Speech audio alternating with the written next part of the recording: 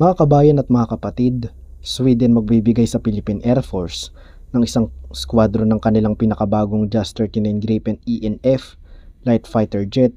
Pangulong Bongbong Marcos siniseryoso ng mga ginagawang pagbabanta ng China at mas pinabibilis ang modernization ng ating hukbong sandatahang lakas upang magkaroon na tayo ng mas advanced at modernong kagamitan na magagamit natin upang protektahan ang ating bansa at ang ating exclusive economic zone laban sa bantang pananakop ng China.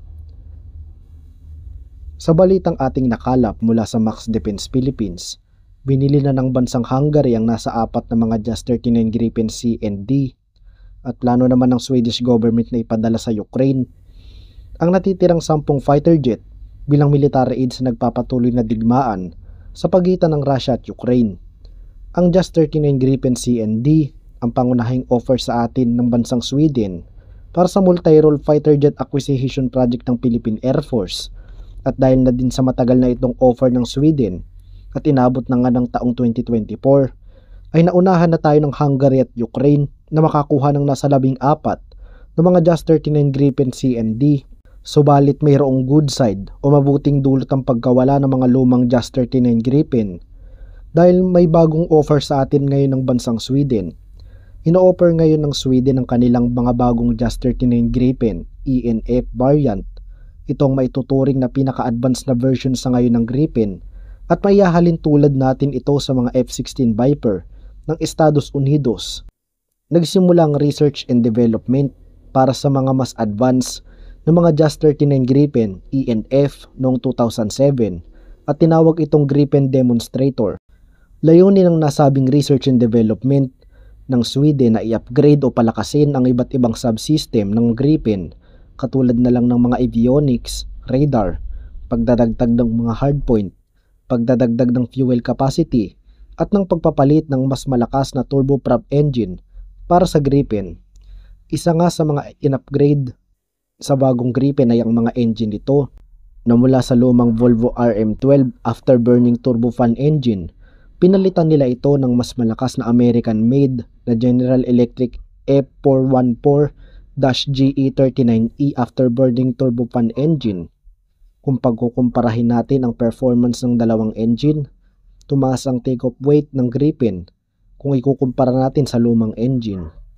Ang ibig sabihin nito, mas lumaki ang payload capacity ng Gripen o mas maraming missiles nang madadala ng Gripen. Pinalitan din ng mas malakas na ES-05A sa radar ang mga bagong Gripen dahilan upang ma-extend ang combat radius nito sa 1,500 kilometers. Ilan pa sa mga additional capability ng bagong Gripen ay armada ito ng mga beyond visual range air-to-air missile katulad na lang ng mga MBDA Meteor air-to-air missile na isa sa mga pinaka-accurate at advanced na missile sa buong mundo at may range ito na aabot ng nasa 200 plus kilometers. Armada din ng cruise missile ang mga bagong Gripen katulad na lang ng mga Taurus 350 cruise missile na dinivelop ng Germany at Sweden.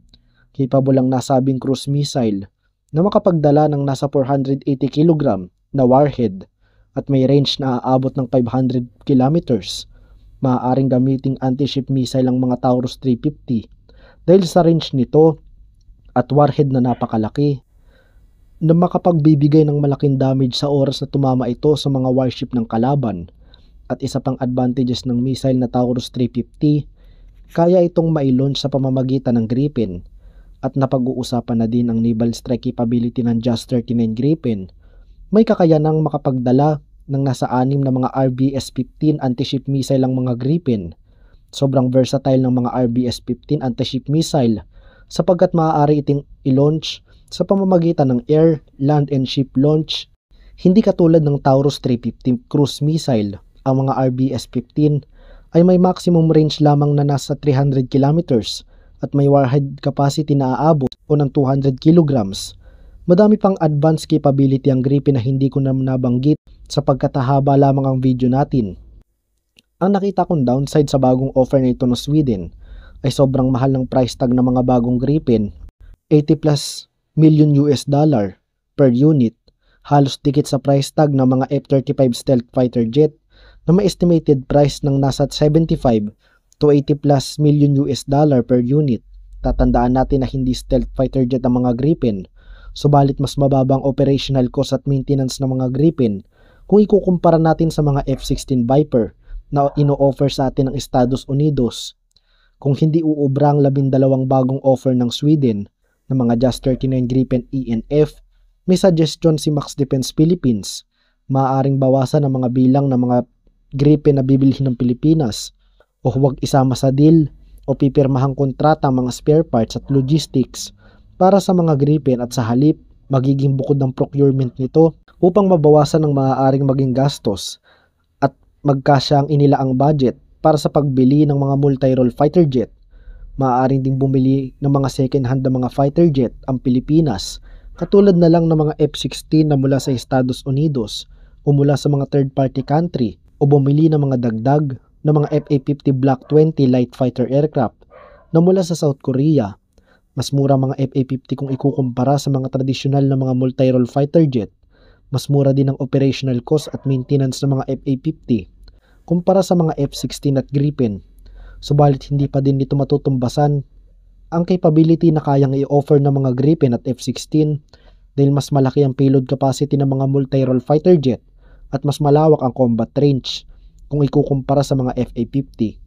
Sa ngayon, napakalaking pagbabagong gagawin ng Department of National Defense at ng ating Armed Forces of the Philippines dahil nagpalit ng offer ang Sweden at may kamahalan ng kanilang bagong offer.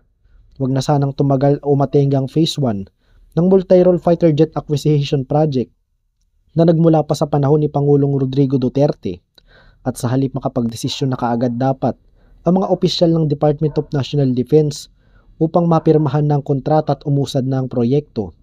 Kung mananatiling usad pagong ang gagawing kilos ng ating pamahalaan, di malayong maunahan ulit tayo ng ibang mga bansa sa mga defense equipment na ninanais nating mabili. Mahalaga na maging mabilis ang kilos natin, hindi lamang sa pagbili ng mga defense equipment, kundi sa pagresponde sa mga pangangailangan ng ating armed forces. Sa darating din na mga araw ay nakatakdang magpulong ang mga matataas na opisyal ng Pilipinas at Sweden upang ma-finalize ng pagbili ng mga JAS 39 Gripen at pag-acquire ng mga Swedish-made weapon sa hinaharap na panahon.